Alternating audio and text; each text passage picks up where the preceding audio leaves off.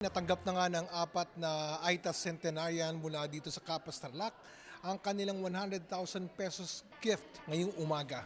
Pinangunahan mismo ni NCSC Chairperson at CEO, Attorney Maria Merceditas Gutierrez ang pamamahagi ng tig-100,000 pisong cash gift sa 4 na kwalipikadong AITA Centenarians. Bukod sa cash gift, ipinagkaloob din sa mga centenarians ang Presidential Felicitation Letter bilang pagkilala sa kanilang mahabang buhay at ambag sa komunidad.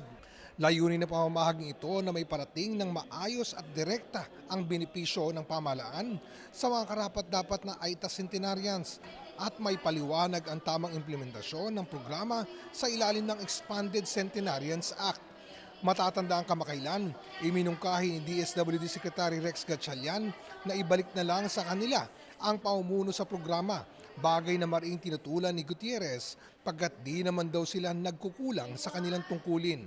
Ayon sa NCSC, umaabot na sa higit 2.8 bilyong piso o 96% ng pondo ang naipamahagi hanggang December 31, 2025.